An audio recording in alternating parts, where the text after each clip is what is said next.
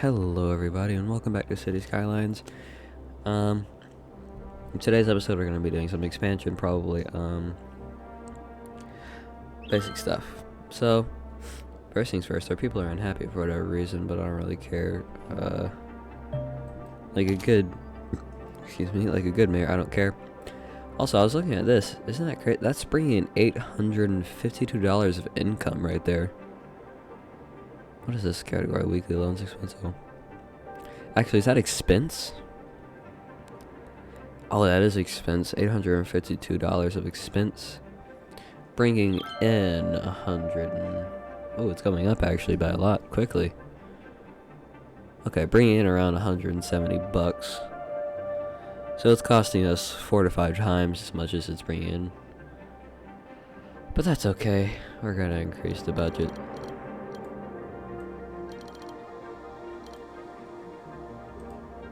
Just because might as well, it'll keep the people happy, I think. But also, as you can see, we are running low on residential space. So let's get some of that built up.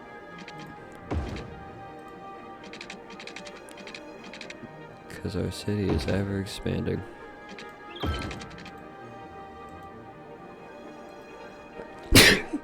Oh.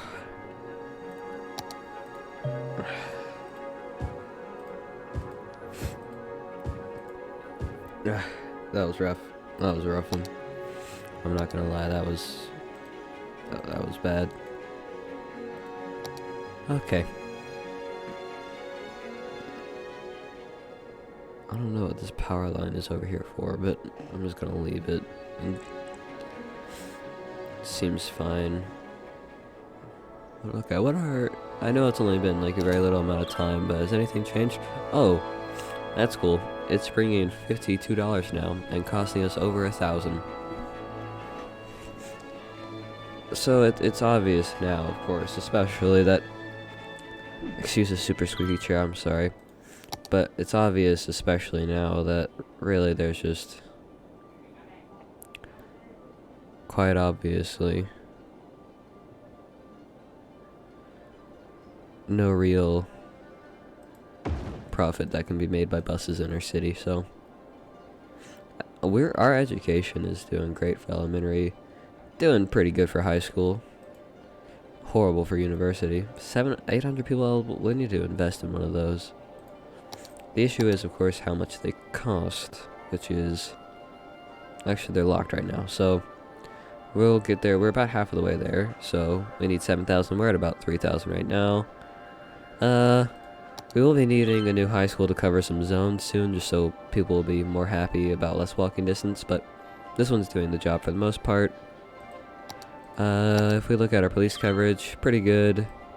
Fire department coverage, pretty good. Hazard 38%, higher than I would like, but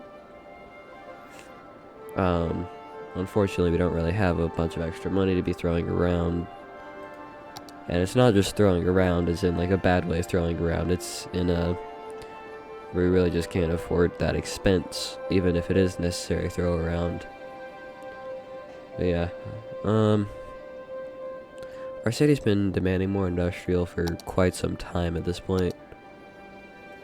So we're gonna give them what they want. Which is, of course, more industrial.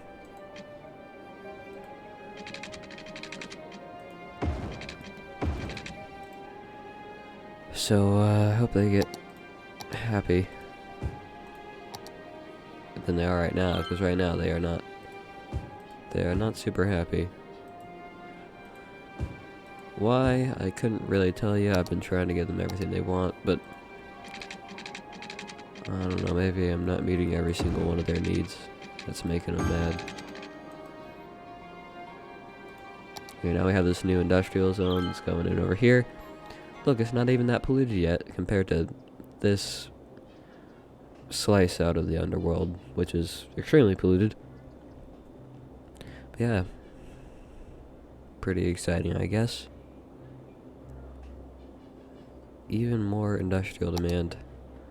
I guess with the increase, or residential, I mean, I guess with the increase of the industrial, more residents are moving in, and it's just kind of like a situation of them feeding off of each other, if you will. So we're gonna click this up, go over to the zone, and then label all this as residential, and throw in some water.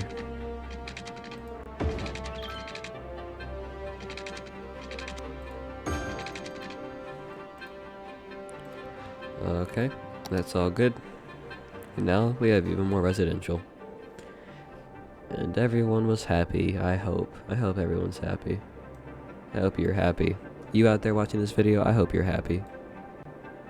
Not enough people are happy today, and for a lot of people, suddenly they can't just magically snap their fingers and then, oh, look at that, I'm happy now, I'm not depressed anymore. And of course, mental health and depression as a whole is on an incredibly steep rise, which is very bad. I think we're getting there, slowly but surely. It continues to get worse, but I think more steps are being made, especially, think about, even, like, fairly recently, insane asylums where they would just treat anyone, even that wasn't mentally ill, if they had basically different ideas of things, they would still treat them like they were insane. Now, some people back then, they were just wacky, but most people weren't actually like wacky. They were just a little bit off. Most of them, or not most of them, but a lot of them weren't even off by, especially today's standards. Some people were literally like gay, and they were like, hey, insane asylum, right now. And some people still believe like that, but whatever. I can't change the world all by myself, so I'm not gonna try. And even though it is quite a grim philosophy to live by, it is an accurate one. And I tend to go for efficiency and accuracy versus